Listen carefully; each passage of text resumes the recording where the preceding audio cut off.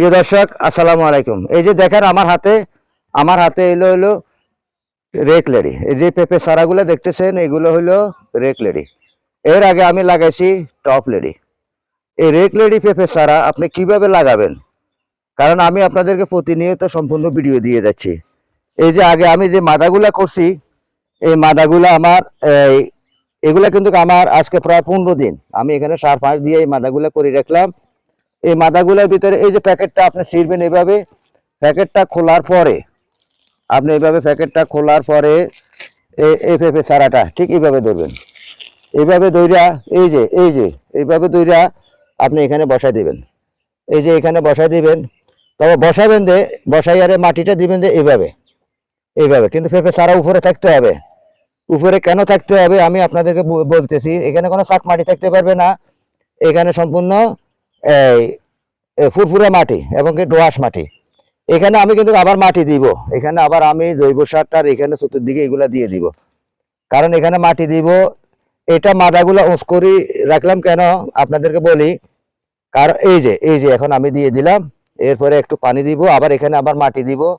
মাটি দেওয়ার পরে এই পেঁপে চারাগুলো এই যে এখানে দিয়ে দিলাম, এইভাবে বসাই দিলাম। এইভাবে বসাই দিবেন। তবে হ্যাঁ, প্যাকেটের থেকে খুলছি না, এখানে আধা ইঞ্চি উপরে আছে, মাটি থেকে আধা ইঞ্চি উপরে আছে। উপরে উপরে থাকার কারণ হলো কি, একবারে ডাবাবেন না।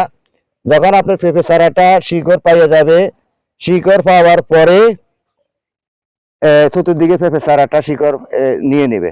15 থেকে 20 দিন কিংবা 21 দিনের দিন আপনি এখানে এইভাবে রিং করে আপনি এখানে সার প্রয়োগ করতে পারবেন। তাহলে আমরা কিভাবে লাগাবো, এই প্যাকেটটা এই যে এইভাবে খুলে নেবেন। এইভাবে খুলে নিয়ে ঠিক এইভাবে খুলে নিয়ে আপনি এই যে দেখেন শিকড় বাকর, এই যে দেখেন শিকড় বাকর হাঁটি গেছে। তাহলে আপনি এইভাবে লাগাইয়া দিবেন।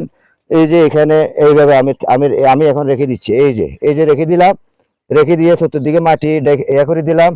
এই যে লেবেলিং করে, কিন্তু আধা ইঞ্চি খেয়াল রাখবেন, আধা ইঞ্চি প্যাকেটের থেকে খোলার পরে মাটি সহকারে পেঁপের গোড়া যেন আধা ইঞ্চি উপরে থাকে, উপরে উপরে। এরপরে আপনার এখান থেকে এখানে পরে আপনি আস্তে আস্তে মাটি টেনে দিবেন।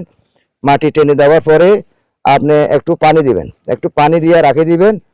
এরপরে আপনি আস্তে আস্তে পেঁপে গাছ আপনার গ্রো হবে এবং কি পেঁপে গাছের শিকড়গুলা চতুর্দিকে বেড়ে যাবে। তো পেঁপে গাছের শিকড়গুলা যখন চতুর্দিকে চলে যাবে, তারপর আপনার এই হিসাবে আপনারা পেঁপে গাছ লাগাবেন। তো প্রিয় দর্শক, এই যে আপনাদেরকে আমি দেখাচ্ছি পেঁপে গাছ আপনারা কিভাবে লাগাবেন, তা এই ভিডিওটা আমি আপনাদেরকে দিচ্ছি। এই যে এগুলা সম্পূর্ণ টপ লেডি।